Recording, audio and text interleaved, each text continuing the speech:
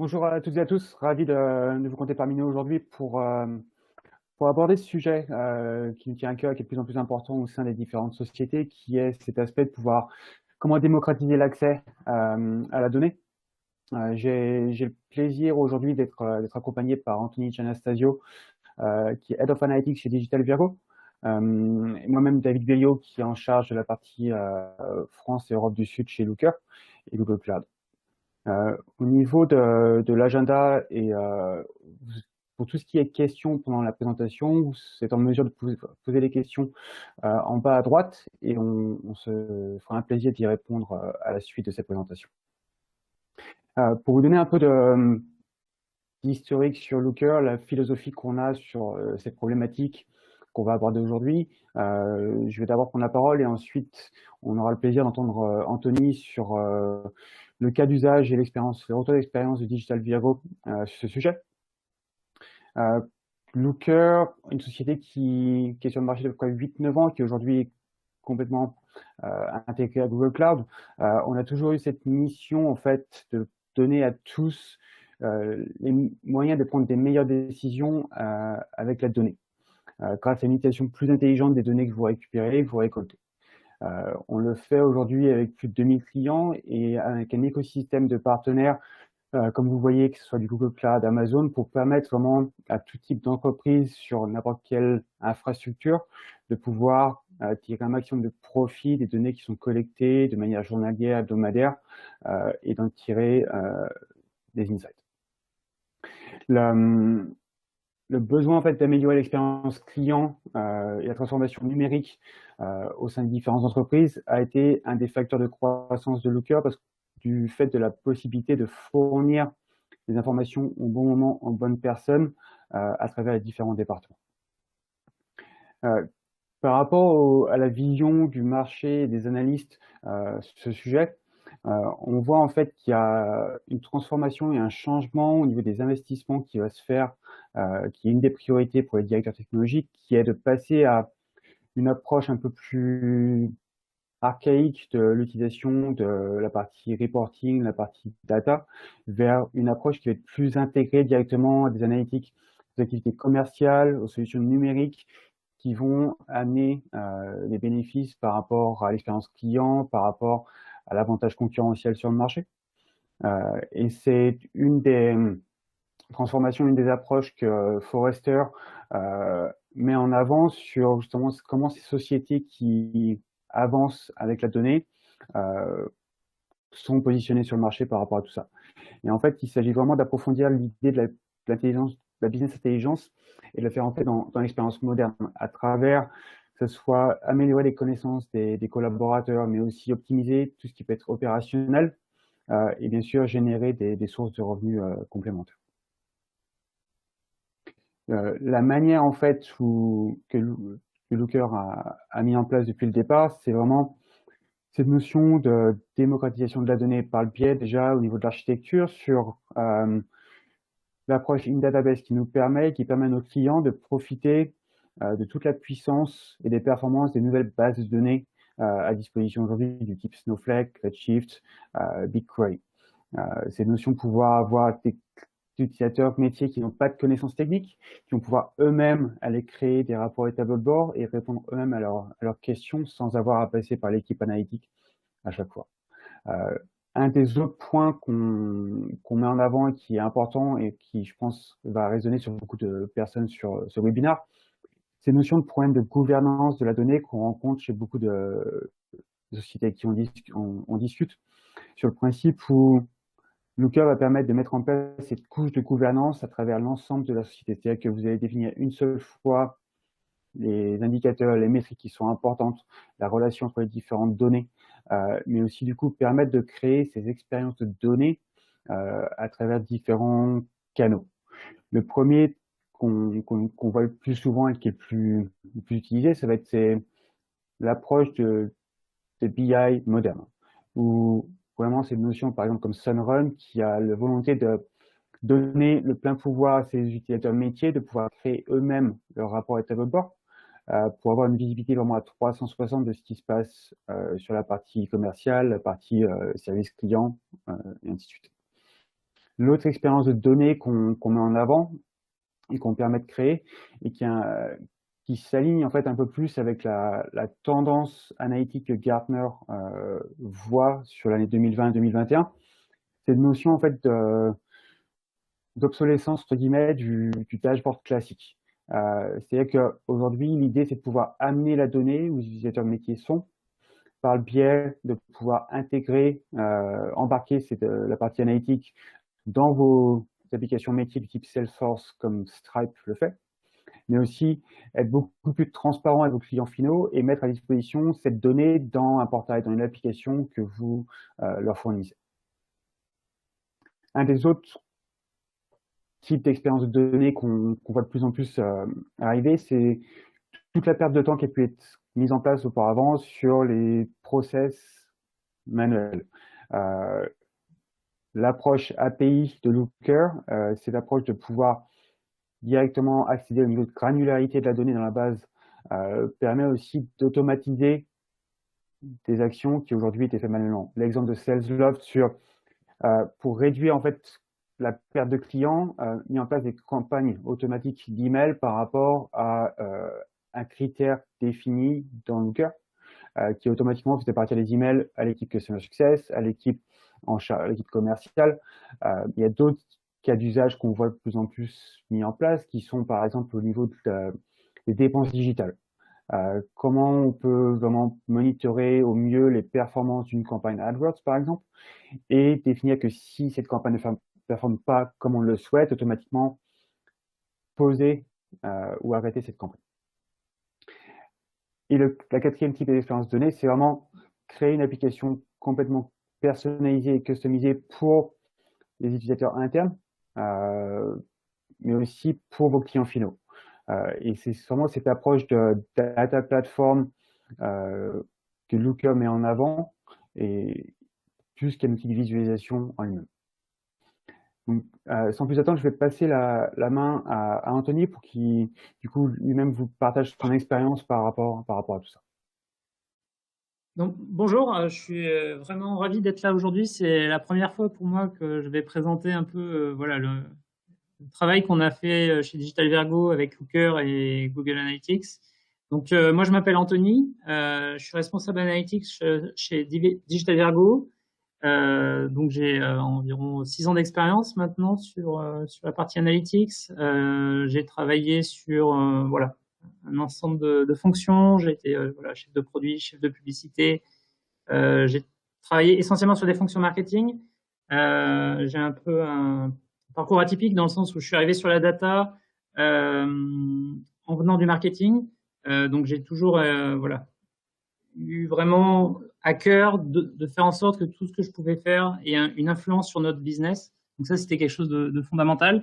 Et donc là, tout ce que je vais présenter aujourd'hui, c'est vraiment pour vous montrer bah voilà, ce qu'on arrive à faire grâce à Looker en termes de démocratisation d'accès à la donnée et comment cela peut avoir un impact fondamental sur les performances. En effet, chez Digital Virgo, on fait beaucoup de choses et on est présent dans énormément de territoires. On a plus de 25 bureaux dans le monde. On génère plus de 270 millions d'euros de chiffre d'affaires. Et donc, c'est 850 personnes et plus de 120 partenariats avec des opérateurs mobiles. Donc, en gros, chez Digital Virgo, qu'est-ce qu'on fait? Essentiellement, on va interconnecter trois leviers. Donc, ça va être le paiement télécom, la monétisation et le marketing digital. Donc, pour que ce soit un peu plus clair pour tout le monde, hein, ce que représente cette interconnexion du paiement télécom, de la monétisation et du marketing digital, je vais vous présenter une petite vidéo de démonstration.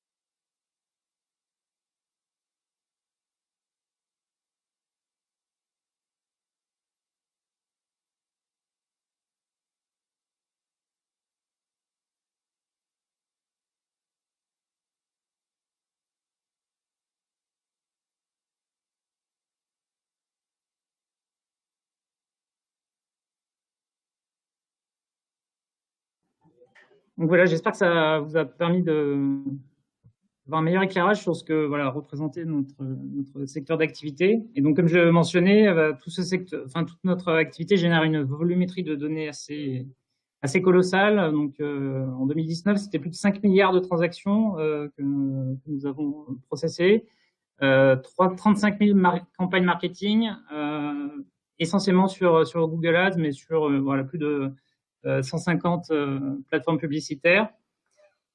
Et voilà, près de 100 milliards de lignes de données dans nos bases de données. Donc, voilà, c'était. Et donc, Looker va nous permettre d'exploiter tout ce potentiel de données. Et donc là, aujourd'hui, mon objectif, c'est d'illustrer voilà, par un use case qui est l'exploitation des données, de nos données Google Analytics, et vous expliquer comment on a utilisé Looker pour démocratiser l'accès à ces données. Donc voilà, il faut bien comprendre que donc chez Digital Virgo, on était donc avant l'implémentation de Looker, on était dans une situation assez fragmentée au niveau de la donnée, puisque le groupe Digital Virgo s'est construit suite à des rachats successifs d'entreprises. Donc on était dans une situation assez fragmentée qui peut être illustrée par cette slide où globalement nos équipes, selon où elles étaient situées, elles utilisaient des données via différentes bases de données, via différents outils de BI.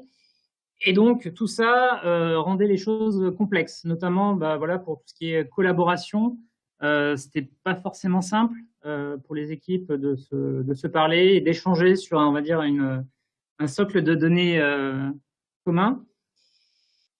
Et donc, ce qui s'est passé, c'est qu'on a utilisé voilà, Google Analytics pour, on va dire, consolider l'ensemble de nos données de performance chez Digital Virgo. Donc, c'était essentiellement l'objectif d'utiliser Google Analytics, c'était essentiellement de mesurer l'ensemble des performances de nos services, de nos campagnes marketing, et de monitorer voilà, les performances, les taux de conversion, et partager l'ensemble de ces informations avec l'ensemble des collaborateurs chez Digital Virgo, donc les équipes acquisition, les équipes produits, qu'elles soient voilà, basées en France, en Espagne ou au Maroc. Et donc, on a commencé à utiliser Google Analytics en 2016. Donc, ça a été voilà, une milestone importante chez Digital Virgo. Donc, on a dû notamment utiliser Google Analytics 360 parce que voilà, on générait près de 1 milliard d'events par mois sur l'ensemble de nos territoires. Donc, cette volumétrie nécessitait pour nous le recours à GA 360. On avait un besoin important de collecte sur les dimensions d'analyse, puisque voilà, comme je vous ai expliqué au départ, on est sur trois grands leviers, et notamment le paiement télécom. Et donc, cela nous a obligés à customiser de manière importante Google Analytics pour collecter, on va dire, des dimensions d'analyse qui sont très spécifiques à notre secteur d'activité.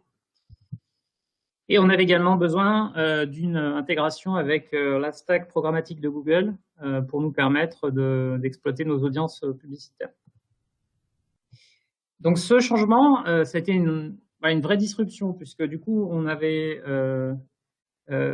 nos différents hubs worldwide qui utilisaient leur propre base de données, et on a intégré donc les données GA qui généraient entre 700 millions et 1 milliard 200 millions d'events par mois,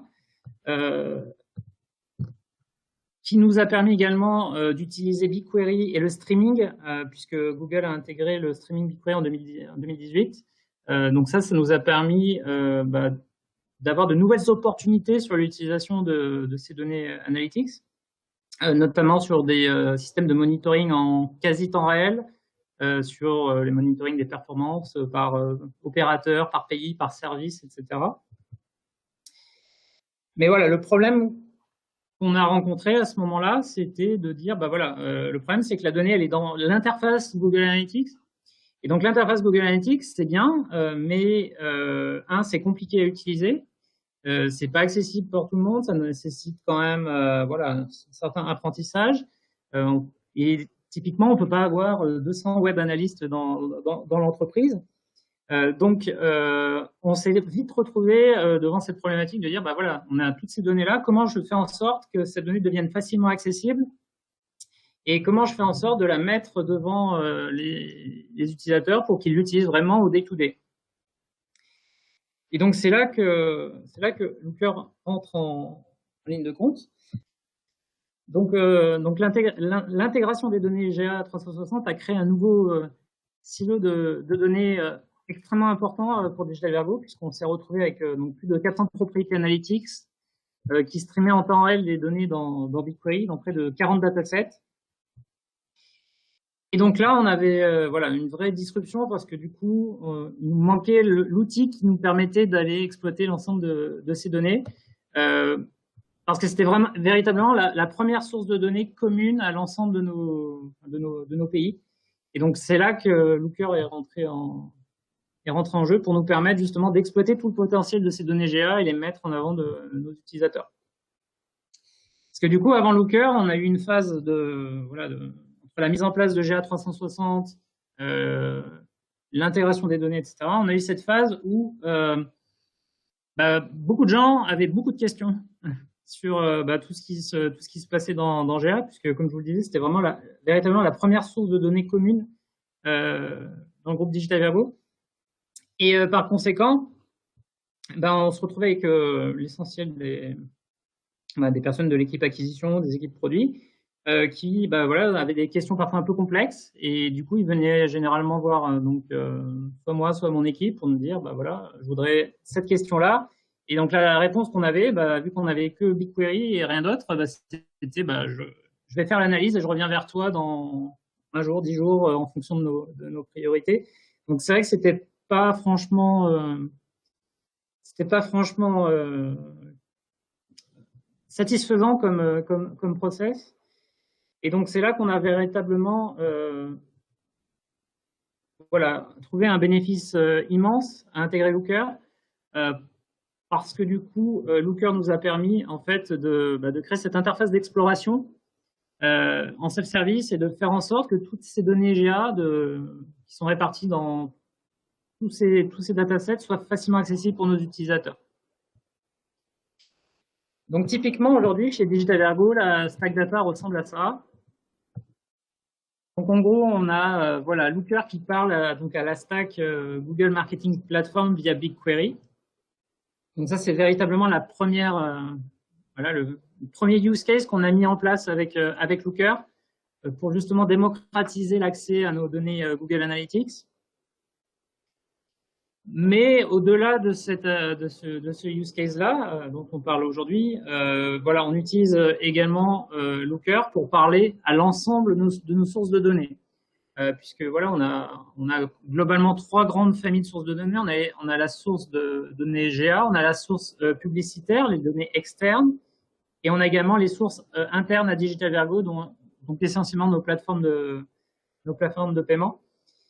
Et donc aujourd'hui, Looker va parler soit à Snowflake pour cette partie de nos données, soit à BigQuery pour la partie GA 360. Donc là, le principal bénéfice pour nous, c'est véritablement la capacité à fournir une interface qui va permettre aux utilisateurs de répondre par eux-mêmes aux questions.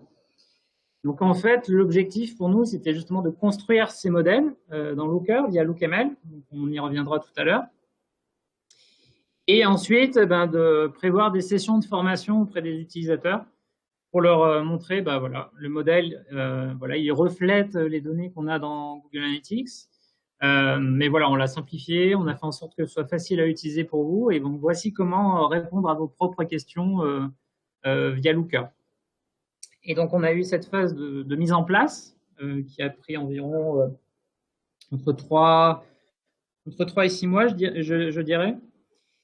Dans laquelle on a mis en place les développements sur LookML, puis les sessions de formation.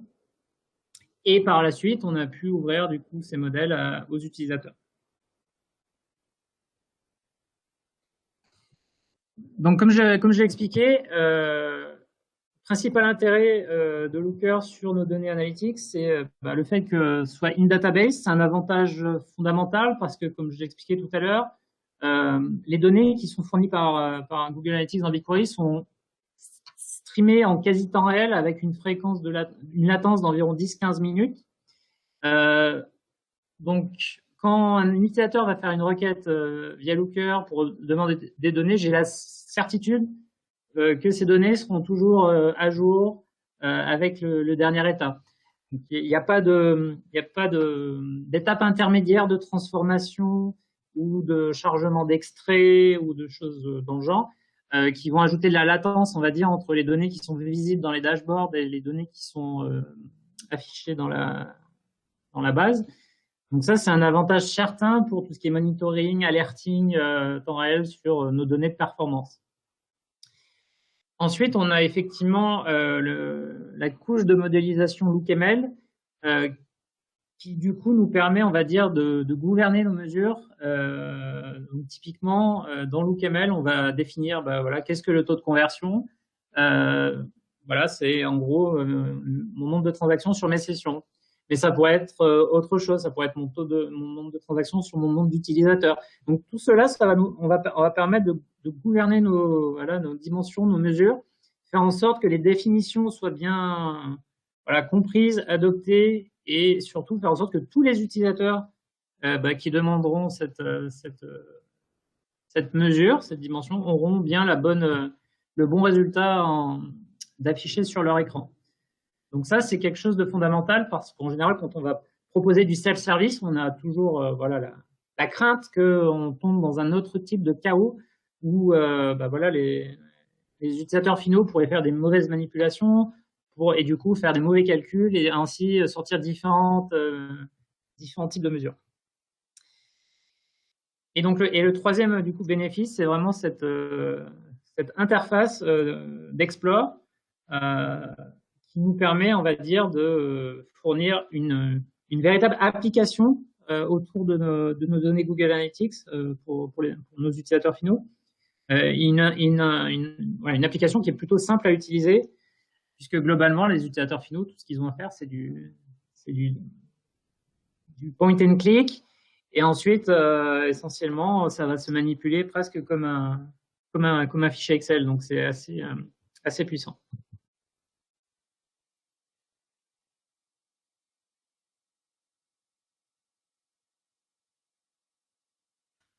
Donc voilà, donc là aujourd'hui l'objectif c'était de démocratiser cet accès à l'information. Donc quand nos utilisateurs créent leur propre dashboard ou leur propre monitoring, pour nous c'est c'est une vraie victoire parce que du coup en fait ce qui se passe c'est que ces dashboards là ils ont exactement la même valeur qu'un dashboard qui pourrait être créé par une personne d'une équipe data ou d'une équipe analytics, puisque derrière elles se fondent sur un socle de données gouverné par la couche de modélisation LookML. Et elle répond en temps réel grâce au modeling database que j'expliquais précédemment. Donc, c'est vraiment tout l'objectif. Et donc, dans toutes nos analyses, quand on veut véritablement mesurer le succès de Looker dans l'entreprise, c'est vraiment combien de contenus sont créés par les utilisateurs et combien d'utilisateurs reviennent. Et donc, ça, c'est véritablement, pour nous, une preuve de succès.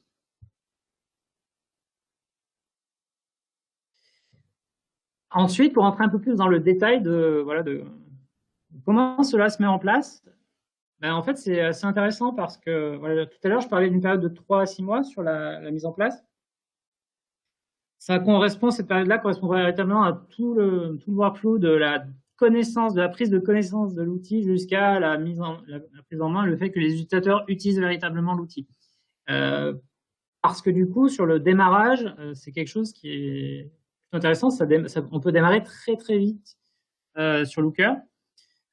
Concrètement, pour entrer dans le détail de comment ça s'est passé quand on a voulu utiliser Looker sur nos données GA360, globalement, on est dans l'administration, on a créé une connexion à notre projet BigQuery où l'ensemble de notre données GA était poussé par Google. On a construit du LookML et donc là, la bonne nouvelle, c'est que comme on utilisait, on va dire, une source de données standard qui est Google Analytics 360, il y avait déjà un bloc. Donc un bloc, c'est un En gros, c'est un fichier LookML existant qui va permettre à Looker directement de modéliser, de comprendre la source de données sans qu'on ait, on va dire, à recoder l'ensemble voilà, du data model par nous-mêmes. Donc ça, c'est vraiment un gain de temps assez énorme, puisque du coup, voilà, en important le bloc GA360 dans LookML, on a été capable de démarrer très rapidement et on avait simplement à intégrer nos spécificités. Donc c'était étape 1, importer, étape 2, customiser. Donc ça nous a permis de gagner beaucoup de temps dans la mise en place des premiers développements sur Looker. Et ensuite, à partir de ce moment-là, nos utilisateurs étaient capables de construire des documents. Donc là, typiquement, des utilisateurs sont mis à créer des documents de monitoring en utilisant des courbes analytics de performance par opérateur, par service, par pays. Et donc tout cela, ça a vraiment permis pour nous d'exploiter toutes ces données. Ce n'était pas des nouvelles données, mais c'était vraiment des nouveaux use cases qui s'appuyaient sur ces données GA et qui du coup voilà, rendaient la chose tellement plus intéressante, puisque du coup on avait véritablement une vraie utilisation et un vrai bénéfice pour les équipes, quoi, qui se sont appropriées véritablement les données grâce à Looker.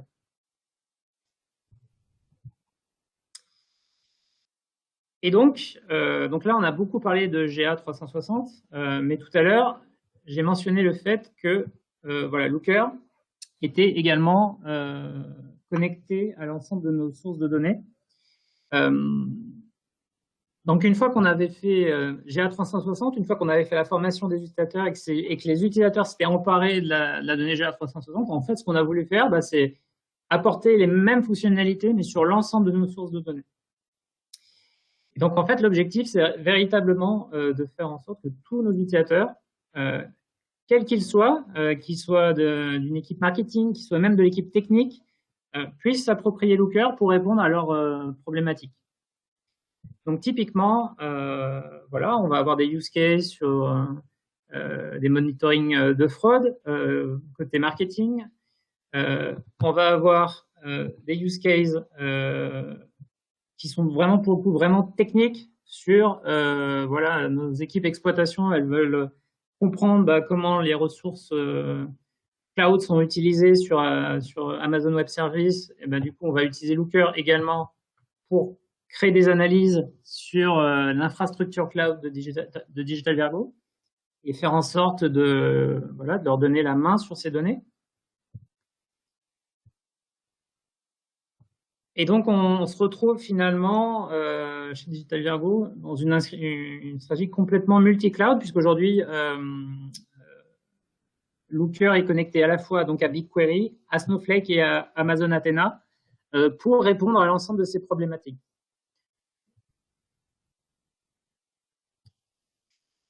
Et donc aujourd'hui, on a un peu plus de 80 utilisateurs actifs par mois chez Digital Virgo sur Looker. On a Looker qui est ainsi connecté sur trois gros environnements techniques, donc Amazon, Snowflake et GCP via BigQuery. On a désormais l'ensemble de nos sources de données modélisées dans Looker. Et donc voilà, donc là maintenant l'objectif pour nous c'est de continuer sur cette voie, de continuer la démocratisation, d'aller encore plus loin dans le nombre d'utilisateurs et faire en sorte que l'ensemble des collaborateurs de Digital Virgo s'approprient l'ensemble de nos sources de données. Voilà, j'espère que vous avez trouvé cela intéressant et je reste bien entendu à votre disposition pour répondre à toutes vos questions. Merci énormément. Parfait. Merci beaucoup, Anthony, pour ce partage ce retour d'informations. C'était très enrichissant de comprendre un peu mieux l'approche de Digital Virgo, cette notion de démocratisation de l'accès à la donnée. On va passer sur tout ce qui est par rapport à tout ce qui est questions-réponses. Vous avez toujours la possibilité de poser des questions sur le chat et on va commencer à prendre les questions qui ont déjà été posées pendant la présentation.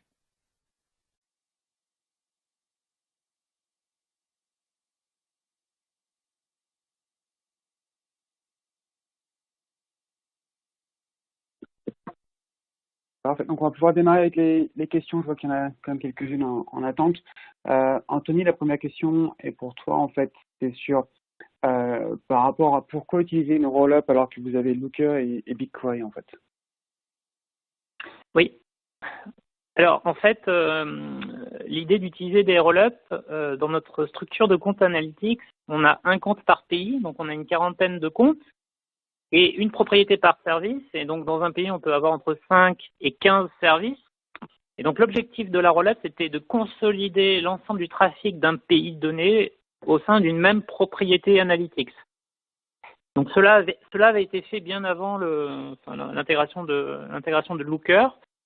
Et l'avantage d'avoir ces roll-up property pour nous, c'est du coup d'avoir à gérer que 40 exports vers BigQuery au lieu de 400, parce que du coup, on a énormément de propriétés. Et par ailleurs, il y a des quotas sur les exports GA vers BigQuery qui font que c'est pas forcément une bonne idée d'avoir 400 propriétés qui partent dans le même projet. Donc en l'état, ça nous permet d'avoir 40 exports qui consolident toutes les données d'un pays. Et par ailleurs, cela nous permet également dans Looker, on a construit via LookML des sélecteurs dynamiques de datasets qui permettent en fait aux utilisateurs, en cliquant sur un pays, Looker va automatiquement sélectionner le dataset concerné. Donc voilà, c'est l'avantage pour nous d'utiliser ces roll-ups par pays. Parfait, je te remercie. Justement, par rapport à la partie LookML, la deuxième question, c'est combien de collaborateurs ont travaillé sur le LookML et les dashboards sur la période de 3 à 6 mois que tu as mentionné? Alors en fait, dans mon équipe, j'ai deux personnes qui sont notamment en charge déjà du périmètre Analytics, GA et Looker. Donc en gros, on a été 2 personnes et demie à travailler sur Looker pendant cette période, sachant qu'on n'était pas full time sur Looker parce qu'on a aussi les autres outils à maintenir. Donc on peut considérer qu'il y a à peu près 2 personnes qui ont travaillé dessus. Super. Une question qui revient souvent, surtout pour les clients sur du BigQuery ou qui payent à la requête, c'est comment est-ce que vous réussissez à maîtriser les coûts justement des requêtes entre Looker et BigQuery? Alors en fait, il y a plusieurs choses. Tout d'abord, la première chose, c'est que Looker s'interface particulièrement bien avec BigQuery parce que du coup, en gros, un des objectifs principaux de Looker, c'était de construire le meilleur SQL possible lorsqu'on interroge une base de données. Donc en gros, Looker et BigQuery se parlent très bien dans le sens où Looker sait parfaitement gérer les partitions de date, les datasets shardés, etc. Donc tout ça, ça marche plutôt très bien et ça aide énormément à limiter le scan des tables. Par exemple, dans notre use case, on est beaucoup sur des use cases de monitoring. Et donc, en fait, la plupart des queries, elles vont requêter les données des 7-8 derniers jours. Donc, en gros, même si nos datasets sont très volumineux, Looker va scanner systématiquement une petite partie de ces données et donc ainsi limiter les coûts des queries. Par ailleurs, il y a des mécanismes de cache dans Looker via ce qu'on appelle les data groups qui permettent, on va dire, à Looker de savoir quand est-ce que la donnée doit être mise à jour. Donc, tous les utilisateurs qui vont exécuter la même query qu'un utilisateur précédent, tant que le data group n'aura pas dit, il y a des nouvelles données disponibles, je mets à jour, il ira chercher les données du cache. Donc ça aussi, c'est un élément qui permet de limiter le recours à la base de données. Et le troisième élément, mais qu'on n'a jamais mis en place dans notre cas, c'est qu'on peut utiliser ce qu'on appelle des attributs utilisateurs dans Looker pour dire à Looker, tiens, je provisionne 50 gigas de scan dans la journée pour un utilisateur donné. Et donc quand son quota est atteint, il peut plus requêter typiquement. Donc on n'a jamais eu recours à ce type de choses, mais en tout cas ce sont des fonctionnalités disponibles dans Looker qui permettent de limiter les coûts. Ok. Parfait, merci. Justement, c'est une bonne transition par rapport à la prochaine question. C'est au niveau du flux, avec l'intégration de Looker et BigQuery, c'est la notion du bloc BigQuery qui permet justement de gérer, d'avoir cette visibilité de la gestion des coûts. Et en fait, la question, c'est quel est le mode de licensing des blocs au niveau de Looker. Et en fait, il n'y a pas de coût associé à ces blocs. C'est des choses qui sont développées par les équipes internes au niveau de Looker ou des partenaires avec qui on travaille, des partenaires technologiques. Donc, c'est déjà du code qui est qui est mis à disposition avec des explores, donc des environnements de self-service déjà préconstruits et aussi du coup des tableaux de bord déjà préconstruits qui peuvent d'ailleurs être personnalisés en fonction de vos besoins, mais c'est déjà des schémas de données qui sont plus ou moins récurrents qu'on a à disposition gratuitement. La prochaine question est pour Anthony par rapport à quel genre de conseils tu pourrais donner à des personnes qui souhaitent déployer Looker sur différents bureaux à l'international et quel est le meilleur moyen pour engager les utilisateurs justement? En fait, la principale chose que j'ai appris, c'est que limite la technologie est presque secondaire en fait dans cette problématique parce que chez Digital Virgo, comme j'ai expliqué, on était dans un environnement très fragmenté où en fait chaque équipe avait ses propres process internes, ses propres habitudes de reporting, ses propres KPI. Et en fait, un des gros enjeux qui vient presque avant en fait la sélection de l'outil, c'est de dire comment je vais faire en sorte que toutes les équipes vont parler, on va dire, de la même voix, avec les mêmes indicateurs, via les mêmes process. Et donc ça, c'est quelque chose qui se fait presque avant de lancer ce type de projet. Et ensuite, derrière, tu peux dépiler sur la techno. Mais du coup, c'est vrai qu'il y a vraiment un enjeu fondamental d'alignement, on va dire, des équipes. Et également, il y a un enjeu sur la conduite du changement. Typiquement, par exemple, quand on a fait le POC sur Looker, les premiers retours n'étaient pas forcément très positifs parce que du coup, les utilisateurs, ils se projetaient uniquement versus les outils qu'ils utilisaient à l'époque, donc par exemple ClickView.